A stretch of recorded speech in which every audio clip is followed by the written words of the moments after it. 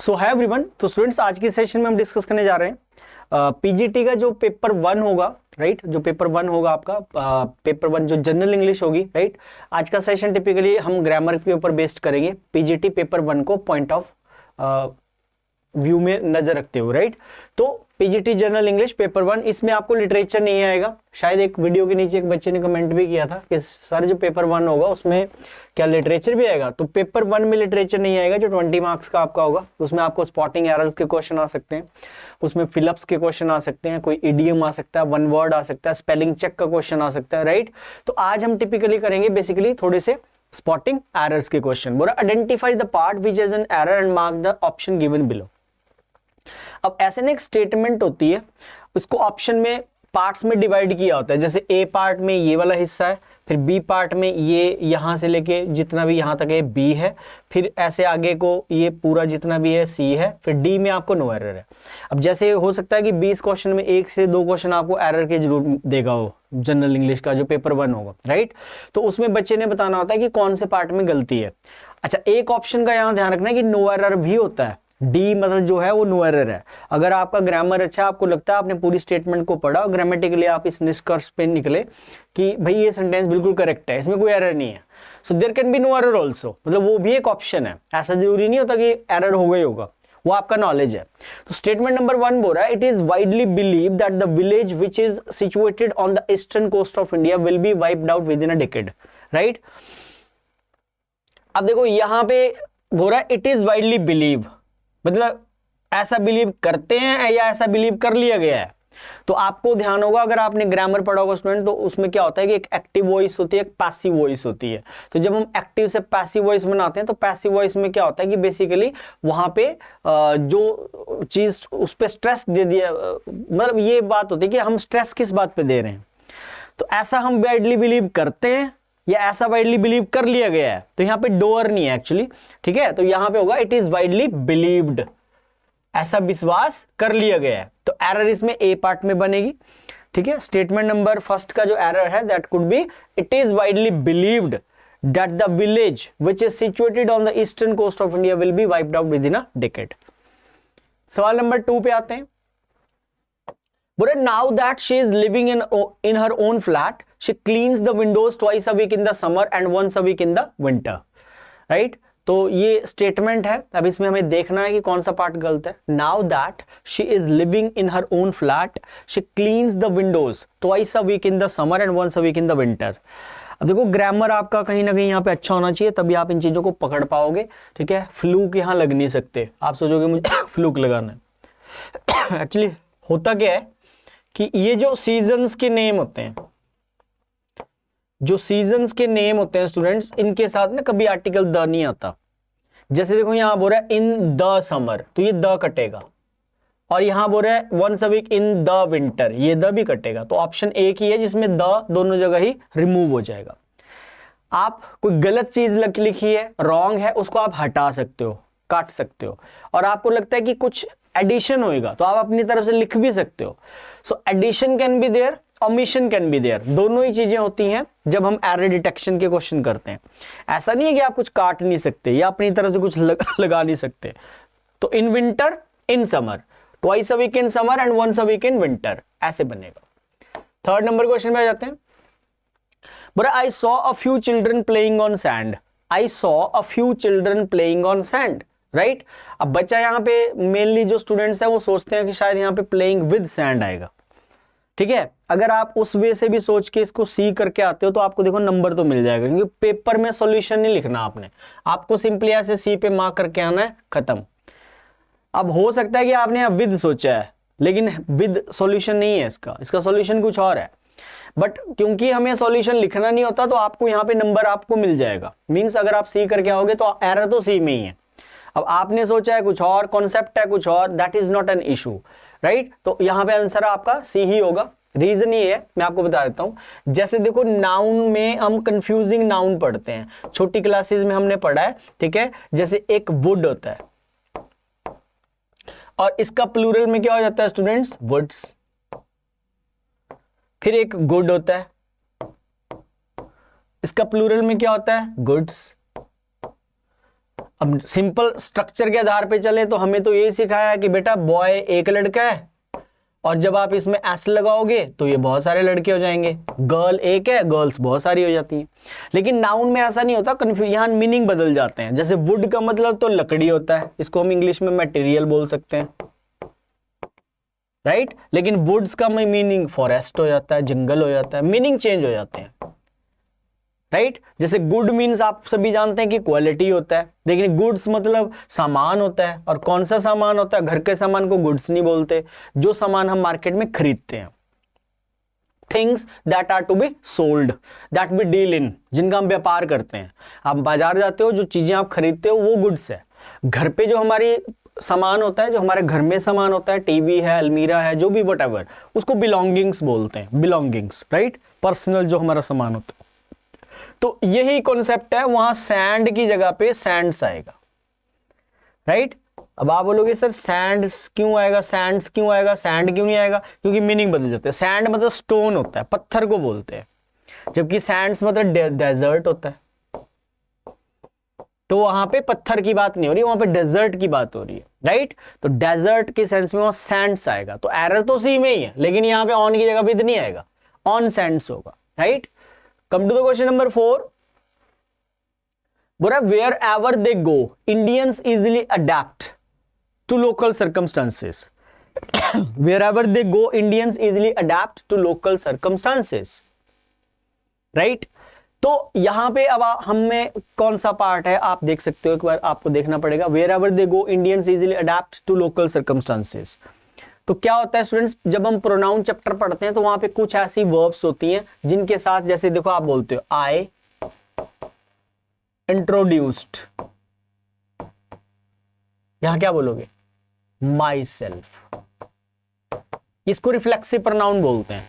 तो कुछ ऐसे टिपिकल वर्ब्स होती हैं जिनके साथ रिफ्लेक्सिव प्रोनाउन को लिखना मैंडेटरी होता है, जैसे इंजॉय है, अवेल है, प्राइड है, रिजाइन है, ठीक है, अडेप्ट है, एडजस्ट है, रिकॉन्साइल है, प्रोस्ट्रेट है, पुट है, put you in my position, या put yourself, put yourself, put के बाद रिफ्लेक्सिव आता है, ठीक है।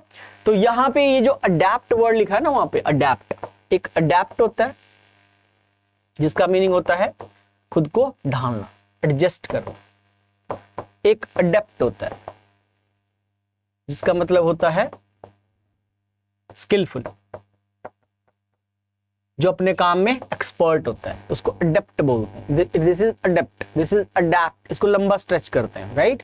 तो अडेप्ट के बाद देखो यहां आ रहा है दे आ रहा है ना, तो दे का रिफ्लेक्सिव क्या होता है, जैसे आई का क्या लगाया हमने यहाँ पे, माई सेल्फ, ही का क्या होता है, हिम सेल्फ, शी का क्या होता है, हर सेल्फ। तो उसी तरह दे का रिफ्लेक्सिव क्या हो जाएगा, देम सेल्व्स। कहां पे लगेगा, यहां पे बी पार्ट में, बी पार्ट में अडेप्ट के बाद आपको यहां पे देम सेल्व्स लिखना है। You have to write here themselves. So wherever they go, Indians easily adapt themselves to local circumstances. Fifth देखें, बोले he could not plan his strategy until he knew whom his opponents could be. Sense से भी कर सकते हैं वैसे इस सवाल को आप, सेंस बेस्ड क्वेश्चन है। he couldn't plan his strategy, वो अपनी रणनीति को नहीं बना सका था until he knew, जब तक वो नहीं जानता था कि उसका दुश्मन कौन है। अरे भाई मुझे पता ही नहीं है, आपको आप जानते ही नहीं हो कि आपका एनिमी कौन है, तो आप ऐसे थोड़ी स्ट्रेटजी बनाओगे, राइट। तो होम यहाँ पे गलत है, यहाँ पे होम की जगह आना चाहिए स्टूडेंट्स, एरर बनेगी हमारे सी पार्ट में, instead of whom it should be who आएगा, who his opponents could be. This is the right answer basically, right.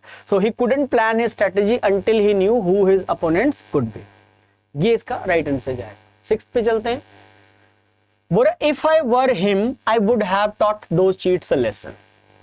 अगर मैं, कंडीशन है इफ से चल रहा है, यदि मैं वह होता, अगर मैं वह होता, पहली बात मैं वह नहीं हो सकता, this is hypothetical condition.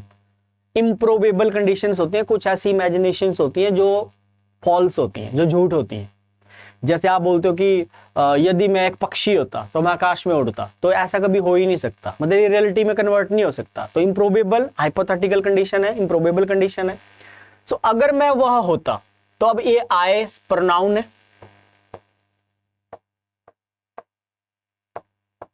Pronoun के साथ कभी भी आपको पता होना चाहिए ये जो सारी वर्ब्स होती हैं, is, am, are, was, were, do, does, did, has, have, had मैंने ऊपर लिख दिया। स्टूडेंट्स, ये जितनी भी वर्ब्स मैंने यहां लिखी है ना, इनके दो काम होते हैं। ये हेल्पिंग वर्ब का काम भी कर लेती हैं, ये थ्री फॉर्म्स मेन वर्ब्स भी बन जाती हैं। कैसे आइडेंटिफाई करोगे? ही इज अ स्टूडेंट, मैंने बोला कि वो एक विद्यार्थी है, वो एक स्टूडेंट है। तो आपसे मैं पूछूं कि इज यहां पे हेल्पिंग वर्ब है या मेन वर्ब है? अब आप कैसे डिसाइड करोगे कि हेल्पिंग है मेन है? अब यहां पे आपको ना ये देखना है कि क्या इस वाक्य में एक्शन की बात हो रही है या स्टेट की बात हो रही है। हम बोल रहे हैं कि वो एक स्टूडेंट है, तो उसमें कार्य तो कुछ भी नहीं हो रहा ना। मतलब इनको वर्ब्स बोला जाता है। वर्ब वो वर्ड होता है जो हमेशा किसी कार्य के होने का बोध कराती है। क्रिया वो शब्द होता है जो किसी कार्य के, वो आ रहा है, वो जा रहा है, वो खा रहा है, वो हंस रहा है, वो रो रहा है, ये सारी वर्ब्स हैं। Coming, going, thinking, sleeping, laughing, doing, walking, these are the verbs basically, right. इनके थ्रू हम किसी कार्य के होने का बोध कराते हैं। लेकिन इसमें तो एक्शन हो ही नहीं रहा, तो ये स्टेट है। तो जब भी स्टेट होती है सेंटेंस में, तो वहां पे ये मेन वर्ब्स होती हैं, थ्री फॉर्म्स होती हैं। मेन वर्ब्स मतलब थ्री फॉर्म्स होती हैं। लेकिन इसी वाक्य को अगर मैं ऐसे बोलूं, ही इज स्टडिंग, वो पढ़ रहा है, वो पढ़ रहा है ना, अब एक्शन हो रहा है। तो जब मैंने बोला वो स्टडी पढ़ रहा है, तो इज यहां हेल्पिंग वर्ब बन गई और ये मेन वर्ब बन गई। अब मैंने बोला कि अगर मैं वह होता, तो यहां कार्य तो नहीं हो रहा, मैं तो इमेजिन कर रहा हूं, तो ये मेन वर्ब है। तो प्रोनाउन के बाद जब भी ये सारी बी की फॉर्म्स, जैसे यहां पे वर लगा रहा है, जब भी प्रोनाउन के बाद हम मेन वर्ब लगाते हैं, तो मेन वर्ब के बाद जो केस होता है ना, वो आता है सब्जेक्ट। ये बात ध्यान रखना। तो हिम गलत है यहां पे, ए पार्ट गलत है, यहां आएगा ही। इफ आई वर ही। जब भी हम मेन वर्ब का यूज करते हैं, तो मेन वर्ब के बाद टेबल का कभी भी ऑब्जेक्ट नहीं लगाते। If I were he, if I were she, अगर मैं वह होता, वह होती, ठीक है। तो इफ आई वर शी, तो आफ्टर मेन वर्ब हमेशा ही प्रोनाउन का सब्जेक्टिव केस अप्लाई किया जाता है, ऑब्जेक्टिव नहीं लगाते। ये है इसका एरर। सातवां देखो, आप इसको एक बार पढ़ सकते हो, देख सकते हो, ठीक है स्टूडेंट्स। तो बोले लैक्सिटी मतलब होता है carelessness in duty, increases with aversion for work. जो अवर्जन वर्ड होता है, इसका मीनिंग होता है डिसलाइक, हेट करना, नफरत करना, राइट। तो अवर्जन के साथ जो फिक्स्ड प्रेपोजिशन है वो लिखी जाती है टू। अवर्जन टू होता है, अवर्जन के साथ कभी भी फॉर को नहीं लिखा जाता, ये ध्यान रखना है। Come to the question number 8th। I was taken with surprise when I saw the glamorous अपू घर। आप देख सकते हो इस क्वेश्चन में क्या हो सकता है। What could be the right answer? I was taken with surprise when I saw the glamorous अपू घर। I was taken with नहीं होता, I was taken by, it should be I was taken by surprise। taken by मतलब वही shocked होना, I was taken by surprise। तो taken with is the wrong answer, it should be taken by। Question number 9th सवाल को आप देख सकते हैं। Statement saying as the party was going we noticed Mr Roy fell back in his chair gasping for breath. Gasping का मतलब होता है एक्चुअली लंबी सांस लेना, ठीक है। मतलब difficulty in taking breath, actually सांस लेने, जो सांस फूलता है ना, उसको गैस्पिंग बोलते हैं, राइट। सो बोल रहा है as the party was going we noticed Mr Roy fell back in his chair gasping for breath, ठीक है स्टूडेंट्स। तो क्या हो सकता है आप देख सकते हैं। अच्छा सवाल है, प्रेपोजिशन का कॉन्सेप्ट है इसमें।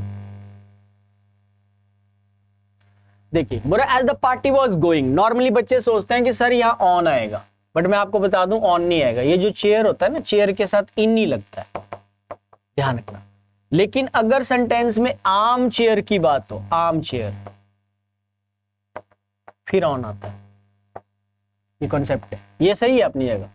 तो यहां पे क्या होगा, as the party was going, क्या होना चाहिए, as the party was going as the party was going on. It should be as the party was going on. जैसे पार्टी चल रही थी, जैसे पार्टी चल रही थी उसके according. 10th, I was shocked to hear that his father died of an accident. तो ये preposition के थोड़े क्वेश्चन चल रहे हैं, पहले किसी और कॉन्सेप्ट के थे. So I was shocked to hear that his father died of an accident. तो इसका अगर आप कुछ सोच सकते हो तो देख सकते हो स्टूडेंट, क्या हो सकता है. देखो बात ये होती है कि ये जो डाई वर्ब है ना, इसके साथ ऑफ आता है, इसके साथ इन भी आता है, इसके साथ फ्रॉम भी आता है और इसके साथ फॉर भी आता है. 4 प्रेपोजिशन लेती है डाई वर्ब. डाई के साथ आपने ध्यान रखना है, डाई के साथ ऑफ आता है जब कोई बीमारी से मरता है. डाई के साथ इन आता है जब किसी की डेथ एक्सीडेंट में होती है.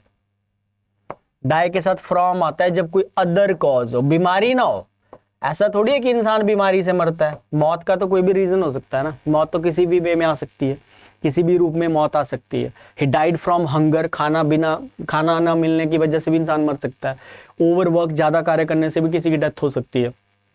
तो ये अदर कॉजेज हैं. He died from starvation, he died from hunger, he died of pneumonia, he died of cancer, he died in an accident. अब देखो यहाँ पे एक्सीडेंट की बात कर रहा है तो एरर बनी यहाँ पे सी में, इट शुड बी इन. और ये जो फॉर होता है ये लगता है स्टूडेंट जब कोई अपनी कंट्री के लिए बलिदान देता है. He died for the nation, he died for the country. Good cause, जैसे सोल्जर शहीद होते हैं कंट्री के लिए, अपनी शहादत देते हैं, ठीक है, अपने देश के लिए अपनी कुर्बानी देते हैं, तो वहां फॉर लगाते हैं. 11वां देखिए. On my request Lalit introduced me to his friend who is singer and a scientist. Who is singer and a scientist. तो क्या होता है कि जब दो सब्जेक्ट्स को एक तौर पे अज्यूम किया जाता है, जब दो सब्जेक्ट्स को एक तौर पे अज्यूम किया जाता है तो कभी भी ध्यान रखना आर्टिकल ए बाद में नहीं लगता. जैसे देखो हम ऐसे बोलते हैं, अ ब्लैक एंड वाइट काउ, ये सही है. अब जैसे ब्लैक एंड व्हाइट टीवी होता है ना, वैसे ब्लैक एंड व्हाइट काउ भी होती है. तो अगर आगे वर्ब लगानी है तो इज लिखोगे आप, यहां इज आएगा. लेकिन अगर आप दोनों ही इसके साथ आर्टिकल लगा दोगे, अ ब्लैक एंड अ व्हाइट, तो फिर अब ये दो अलग अलग काउ होगी, एक ब्लैक होगी एक व्हाइट होगी, ठीक है. तो फिर आगे आएगा आर, ये ध्यान रखना. तो यहां पे एक ही सब्जेक्ट है, अ सिंगर, यहां कटेगा, ठीक है. तो it should be who is a singer and scientist, like this. 12वां सवाल. The interviewer asked the candidate to what district he came from. तो इंटरव्यूअर ने कैंडिडेट से पूछा कि भाई तुम कौन से डिस्ट्रिक्ट से आते हो. इंटरव्यूअर ने कैंडिडेट से पूछा कि आप कौन से डिस्ट्रिक्ट से आते हो. सो व्हाट की जगह यहां पे आएगा सिलेक्शन के कॉन्सेप्ट है स्टूडेंट, यहां पे लगना चाहिए which. It should be which आएगा, ठीक है. तो which district he came from. 13 number देख सकते हो. The master didn't know who of the servants broke the slate. The master didn't know who of the servants broke the slate. कोई बच्चा इसका आंसर सोचना चाहे तो सोच सकते हो आप. What could be the right answer? हाँ जी, सेम वही बात है. बहुत सारे लोग खड़े हैं और इनमें से मैं बोलता हूं मिस्टर गुप्ता कौन है. तो ध्यान रखना विच, नॉर्मली तो बच्चों को लगता है कि सर ये तो नॉन लिविंग में आता है, तो लिविंग में थोड़ी आता विच. नो डाउट नॉन लिविंग में तो आता ही आता है, बट आपको ध्यान रखना है कि विच को आप लिविंग में भी लगा सकते हो जहां पे सिलेक्शन होती है.